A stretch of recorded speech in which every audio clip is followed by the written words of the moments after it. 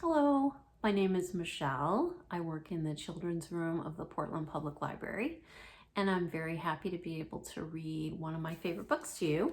It is called Alexander and the Catwings, written by Ursula K. Guin and illustrated by S.D. Schindler, published by Orchard Books. And I'll get started. Chapter 1. The Furby family lived in great luxury. They had a fine house in the country with a fireplace, feather beds, and a cat door. The caretaker fed them delicious meals twice daily and dropped tidbits for them when she was cooking. On weekends, the owner came in a little red car and stayed a night or two and petted them and gave them treats of sardines to eat and catnip mice to play with. Mr. Furby was quite stout and slept a good deal. Mrs. Furby, whose mother was a Persian, had an exceptionally beautiful, long, silky golden coat, and the Furby children were all very plump and lively, especially Alexander. And here is a picture of the family, the Furby family, relaxing at home.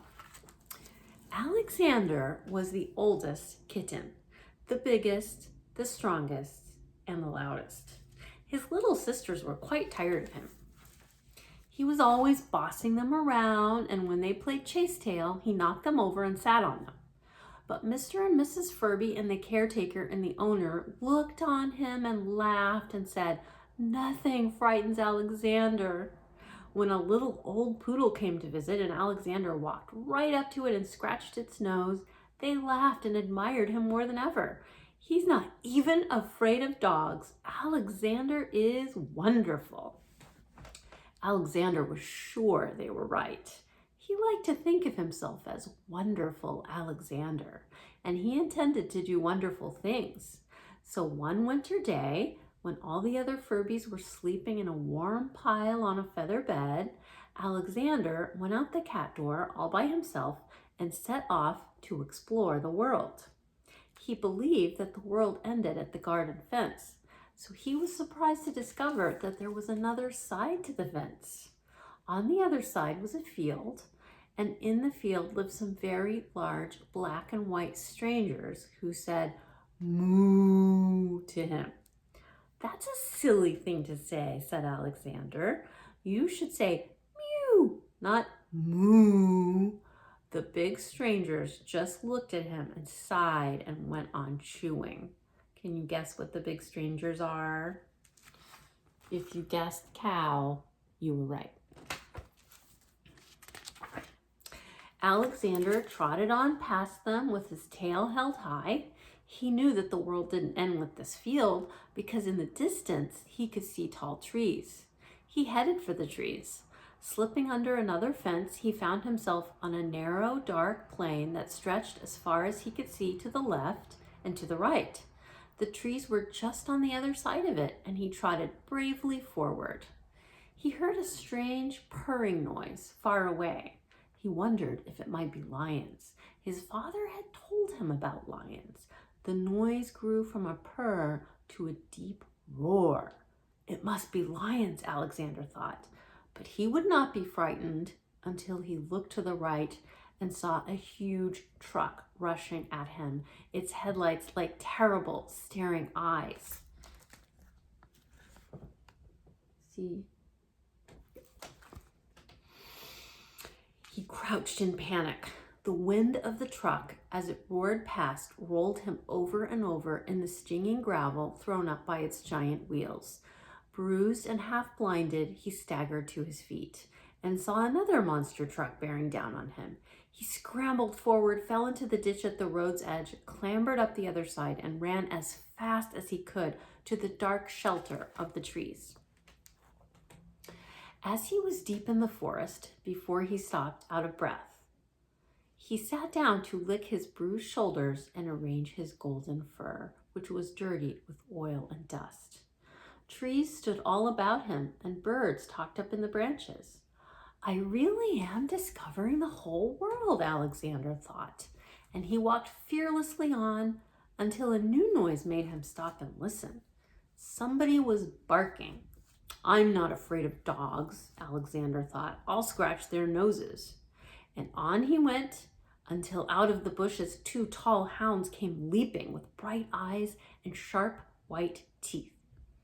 The next thing he knew, Alexander was looking down at those sharp white teeth, and the dog's bright eyes were looking up at him, far, far up at the top of a pine tree. There he is at the top. There's the dogs. Dumb kitten, one hound said to the other. Come on, let's find a rabbit. And they wandered off grinning. Evening was coming on, and few birds flew now through the cold, still air. Way up above the birds, Alexander clung to the tree with all his sharp little claws, his fur on end, his eyes round, his ears listening, listening. There was no sound of the dogs or of anything else. I guess I'll climb down now and go home, Alexander said to himself. And he looked down. Down, down. He could hardly see the ground. He looked around. Nothing but treetops, and all the treetops were below him. He had climbed to the top of the tallest tree in the forest, and if he let go, if he moved one paw, he might fall. He held tight. Somebody will come and get me, he thought. A cold wind blew, and the tree swayed back and forth. Don't do that, Alexander said to the tree. The cold wind ruffled his fur, and he shivered. He tried not to shiver because he thought he might shiver himself loose from the tree. The caretaker will look for me, he thought, but he knew he had gone a long way from home. Father will know where I am, he thought, but he knew that when he left the house, his father had been sound asleep. Mother will find me, he thought, and held on. But his mother did not come, and the night did. It grew very dark. A few dry flakes of snow drifted down. Alexander was so cold he couldn't feel his paws. Was he still holding onto the tree? He was so tired and so hungry. It was long past dinner time. Maybe they were out calling for him, wandering about the garden, calling, kitty, kitty, kitty, Alexander, mew. He said as loud as he could, mew, mew, I'm here, it's me, Alexander, I'm up here. The forest was silent. Nobody answered him. Only out of the darkness came a great silent shape on silent wings. The owl had heard him crying. She flew around him, saying nothing. Alexander saw her beak and her terrible talons. He knew it was no use trying to scratch her nose, but he puffed himself up as big as he could and hissed at her. Sss! Go away, he said fiercely. Scram! The owl gave a low chuckle and flew. There's a picture of the owl and Alexander in the tree. Just below Alexander, a small branch stuck out from the tree.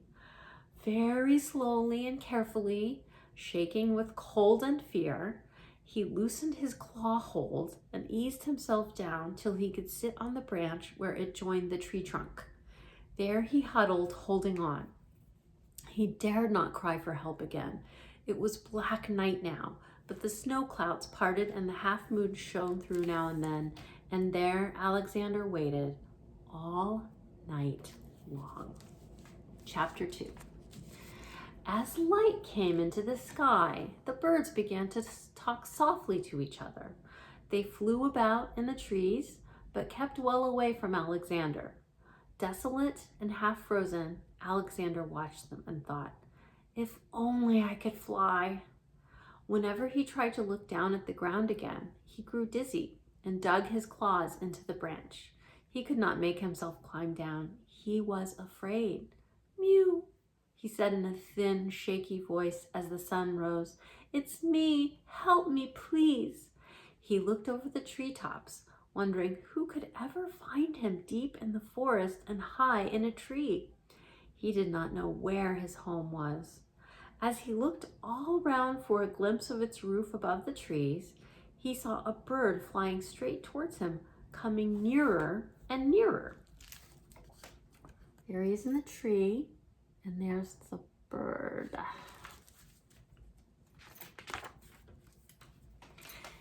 He knew that a cat shouldn't be afraid of a bird, but last night he had seen the owl. Alexander made himself as small as he could and said nothing. But the bird kept coming straight at him, looking at him, and its eyes were round and golden like the owl's eyes. Alexander shut his own eyes and tried as hard as he could to look like a pine cone. The branch jiggled a little. Alexander opened one eye. On the very end of the branch sat a strange black bird. A strange black bird with whiskers and 4 paws and a long tail. A bird that purred. "Are you a catbird?" Alexander whispered. The strange bird looked at him and smiled. "Who are you?" Alexander asked. "Me," said the strange bird. "My name is Alexander Furby," Alexander said. "I climbed this tree yesterday. I spent the night here. I'm not quite sure which way is the right way down." The strange bird pointed a paw down at the ground. "I know," Alexander said after a while. "I'm scared." The strange bird walked along the branch and sat down right next to him.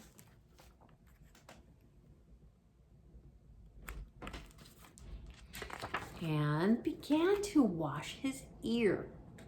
It felt very warm and pleasant, as if he were home with his little sisters, and they were all washing one another and purring and playing chase tail.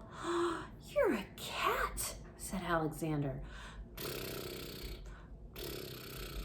Said the stranger. "But you have wings," she said, smiling. "Can't you talk?"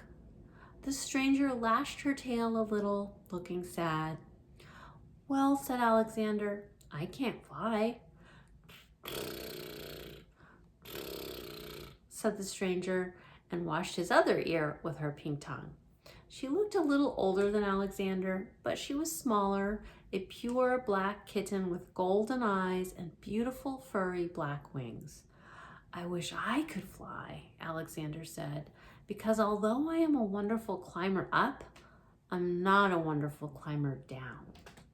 The black kitten looked thoughtful. Then, folding her wings, she crept carefully down the tree trunk to the next branch below. As she went, she looked back at Alexander over her shoulder, as if saying, "Watch, see where I put my paws?" And then she waited on the lower branch. Alexander took a deep breath and started down, doing just what she had done. In a few minutes, he was sitting beside the black kitten on the lower branch, his heart beating wildly. One branch at a time, step by step, and paw by paw, she led him down and down the tree, always showing him the way and waiting for him. At last, in a wild scramble, they both came down the last bit head first and landed thump, thump in the moss at the foot of the tree. And here they are, climbing down the tree together.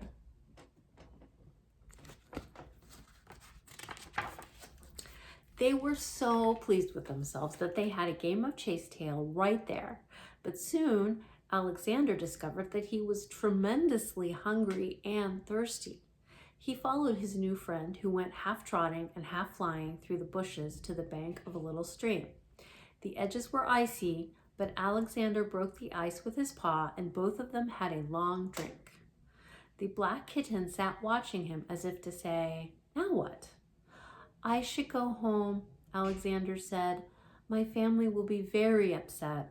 I've never stayed out all night before, and I expect they will all be looking for me and calling and setting out dishes of milk. My sisters will be crying. They won't know what to do without me." The black kitten cocked her head and looked inquiring.